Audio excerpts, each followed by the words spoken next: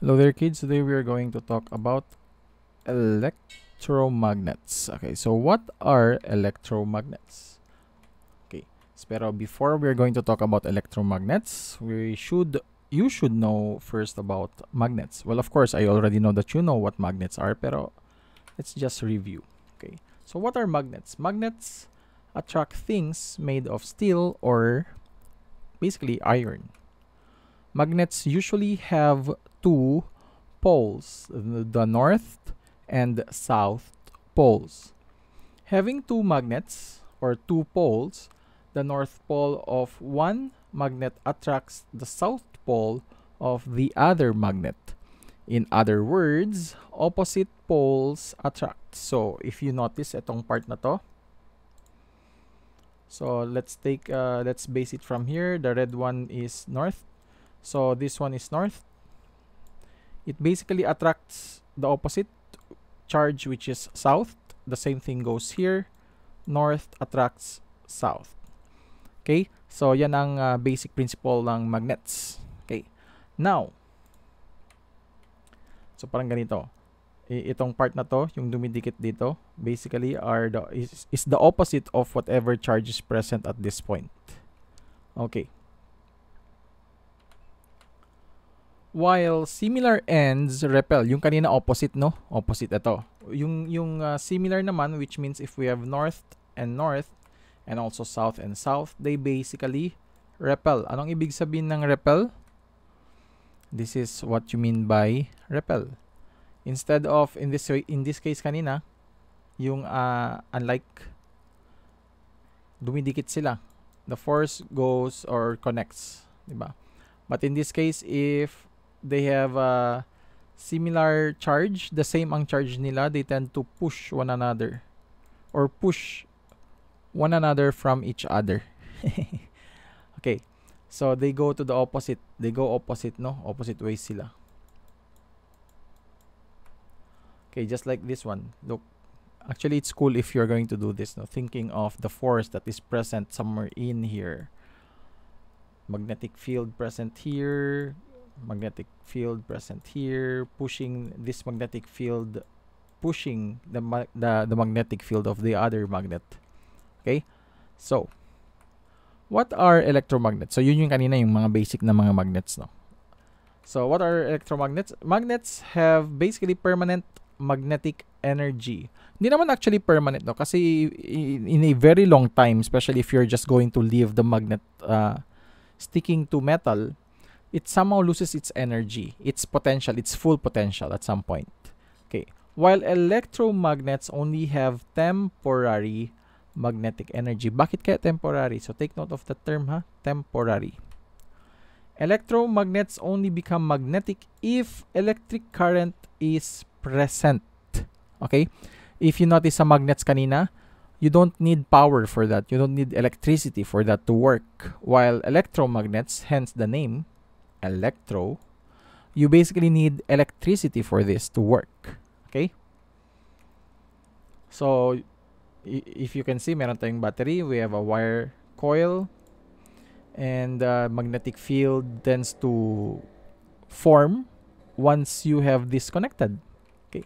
So, basic parts of an electromagnet circuit. Meron tayong battery, wire or coil, and the metal rod. Okay, napaka-importante ng metal rod na yan. Okay, so these are examples of electromagnets. Okay, parang this reminds you of parang yung puso ni Iron Man, no?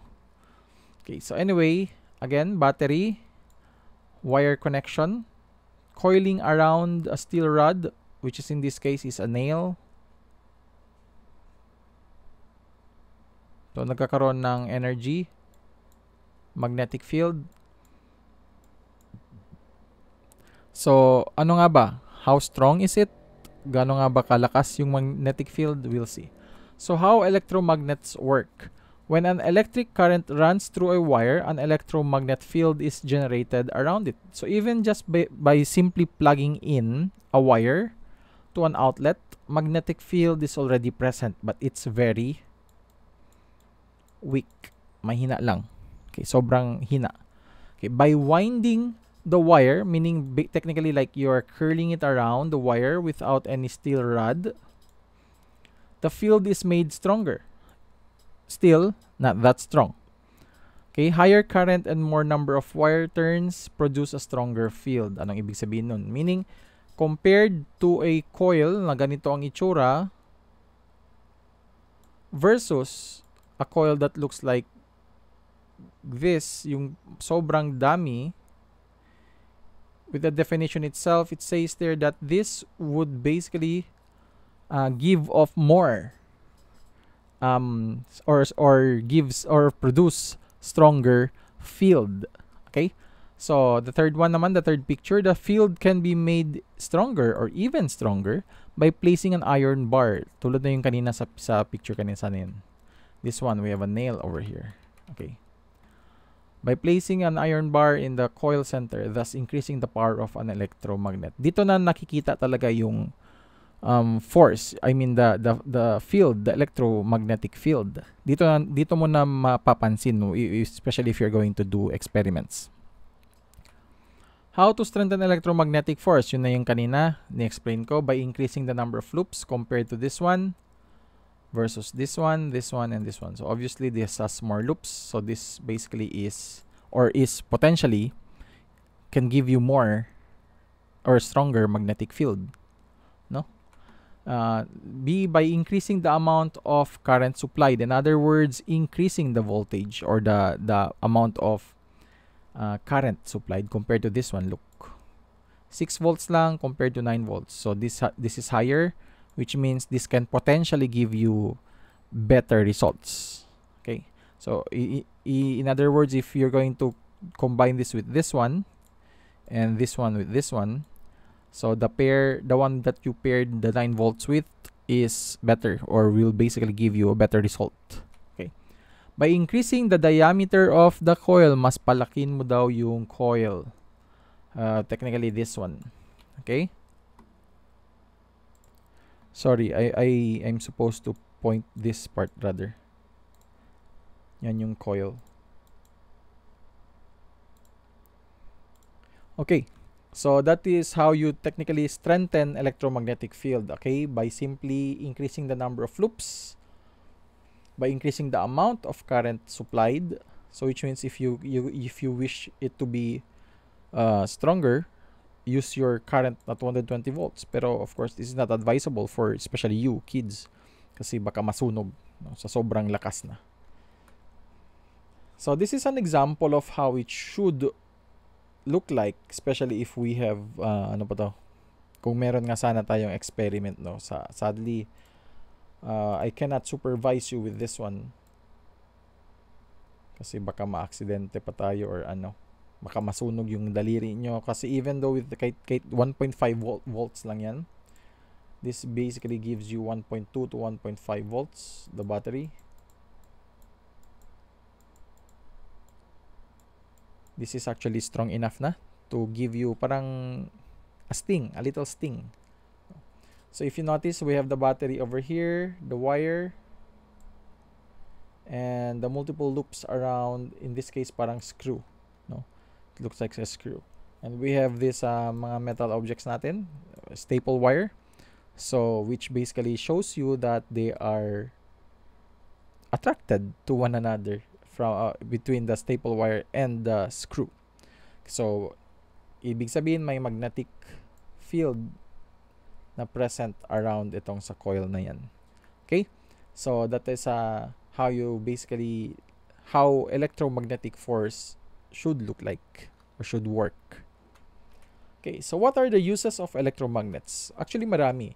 Motors, generators, and transformers. Maraming electromagnetic works na nangyayari dyan sa loob. So these are the ones responsible for technically motors. Lahat ng mga motors na meron tayo, generators na meron tayo, and transformers. The main source of electricity. Yan ang nagbibigay sa atin ng power. Okay, next is electric bells and buzzers. Yung mga doorbells na yan, maganda sana gawing experiment din yan. Kaso nga lang, through this one, maganda sana, no? This is a simple motor. Actually, parang walang source of electromagnet dito. This shows the electromagnetic illustration. Pero ito parang it's like just a mechanism that somehow works. Okay. So speakers and headphones. So ito na, kahit yung headphones ninyo may mga electromagnets na nangyayari dyan. Because if you know speakers kasi may mga maliliit na magnet yan sila sa loob. Okay? So metal detectors, let me just remove the... Alam nyo mga metal detectors, usually saan tayo nakakita ng mga usual metal detectors? Yung mga nakikita nyo sa video that they walk around sands, land, listening to a certain frequency through their earphones, headphones, detecting metals, no? That's why it's called metal detectors. Kasi baka they will be able to find something that they can get money from, no? They can make money from it by selling whatever that special metal is. Okay. Another form of metal detectors are those that found sa mga malls. Hindi lang sa malls, kahit sa airport. So sa place natin, sa KCC, meron tayo nito. Security. Bakit kailangan ng metal detector? For the security guards to detect whether you are carrying a gun, which is of course made from metal. No, para ma-detect nila, or sharp knives ba, mga matutulis na things that are sharp enough to kill or to threaten the life of a person. Okay. And of course, this the usual metal detectors that smaller malls have, even schools, no? Except tayo, wala tayong gwardiya. Pero other schools, meron yung mga security guards, they basically have this, and they usually just swipe this around your bag, your body as well, to check if you are carrying anything that is yun na nga, metal, like guns and sharp knives. Okay. And lastly, junkyards. Bakit sa junkyards? To make things easier. You cannot carry this scrap metal by yourself, especially yung mga especially in this situation here. If you can see, mga cars yan. These are cars. Don't tell me that you can carry it by yourself. No. So we need this kind of mga machineries that can do the work easier. Okay? So these electromagnets technically can be found anywhere. Okay? Around, kahit sa bahay nyo ngayon, maraming gamit kayo that are made from electromagnets as well. Okay? So that is basically it. This is, I hope that you have learned from this topic about electromagnets. Okay, that's it.